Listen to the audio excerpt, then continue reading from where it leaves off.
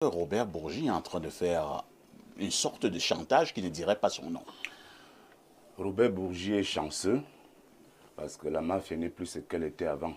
Sinon, il devrait être effacé oh de là la surface de la là, terre. vous êtes violent. Voilà donc des gens qui ont sauvagement, impunément, allègrement pillé les États africains qui, après avoir pris toute cette fortune chez nous, va se mettre au chaud quelque part et prédit un chaos là où il a pillé. Là où il a pillé, là où il a puisé. Bourgi est un ami de Omar Bongo. C'est Omar Bongo. C'est même un protégé. Oui, c'était pratiquement un protégé. C'est Omar Bongo qui met Bourgi en contact avec le président Biya. Donc un ministre français venait ici en visite. Je ne sais plus quel était son nom. Michel Auriac. Michel Auriac était en visite de travail au Cameroun. Il a été reçu au palais de l'Unité par le chef de l'État de façon officielle. À 22 h, Belingue Boudoupe, à son âme, appelle Bourgi au Hilton qu'on vient vous chercher. Omar Bongo a demandé que le chef d'État vous reçoive. Omar Bongo a dit donc à Paul Biya que voilà l'homme qu'il faut avoir à ses côtés. Voilà le porteur des valises et des mallettes d'argent, notre argent. Et le messager, l'intermédiaire. Oui, voilà le facilitateur. Il est donc parti au palais à 22 h. Le président l'a reçu.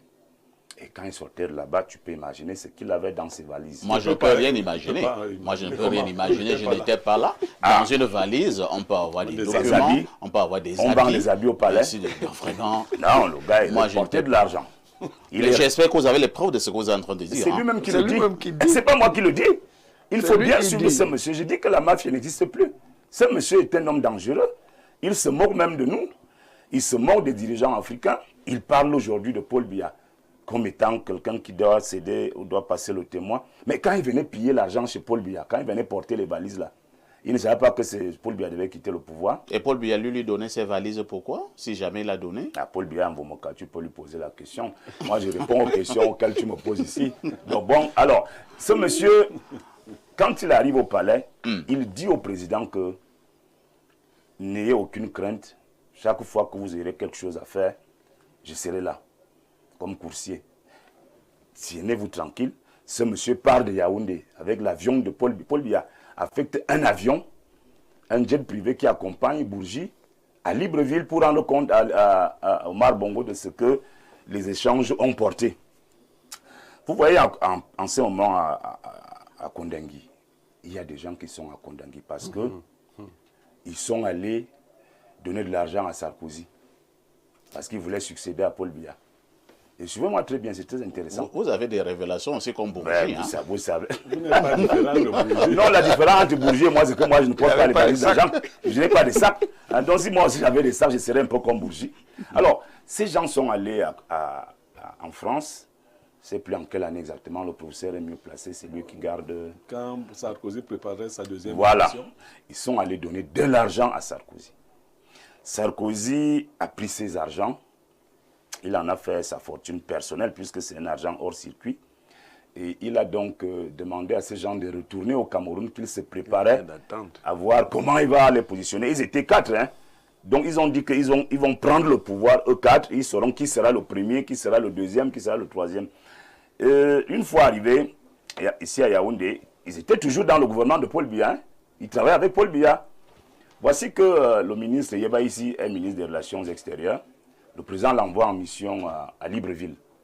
Quand il est reçu par le chef de l'État gabonais, Omar Bongo, il est accompagné de 2 personnes, dont l'ambassadeur du Cameroun à Libreville. Cette époque. Oui. Et le ministre Yeba ici, très, très fin, il souhaite, il demande au président de le recevoir après seul. Seul à seul. Et ce que le président Omar Bongo a accepté, c'est quand donc le président Omar Bongo reçoit Yeba ici comme ministre des Relations extérieures que le président Omar Bongo dit à Yeba ici de dire au président de l'appeler urgemment et qu'il se voie.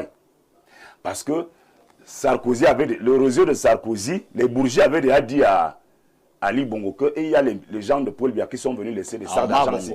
À Omar Bongo. Voilà comment le président va faire un tour au Gabon. C'est plus si c'était à l'occasion d'un sommet de la CEMAC. Ok. Il arrive donc là-bas.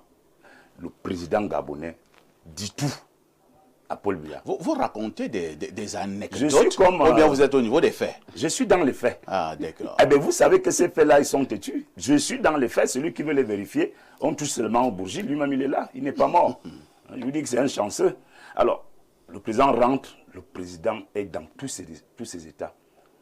Donc, il comprend qu'il y a des gens qui ourdissent des plans contre lui. Et qui sont dans son gouvernement. Ils sont en poste. Ils sont en poste. Quand il revient, vous pouvez imaginer la suite. Bon, on a cherché des prétextes, on a cherché d'autres choses, et puis les gens se sont retrouvés à Koundangui.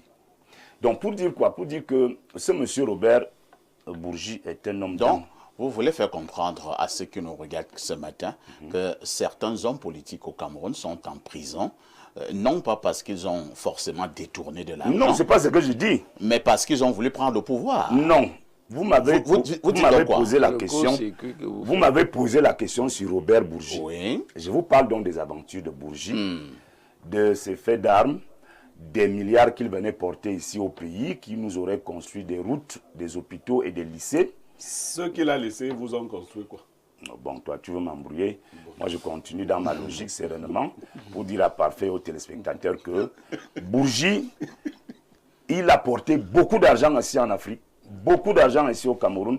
Et je suis très, très gêné que ce Bourgi, aujourd'hui, prédise un chaos pour notre pays. Il a fini d'exploiter quelque chose. Quand il a fini donc de nous exploiter, ça veut dire quoi? Nous qui voulons prendre le pouvoir, comme les Niémec en 2032, vraiment essayer de vous faire assister, entouré par des gens bien.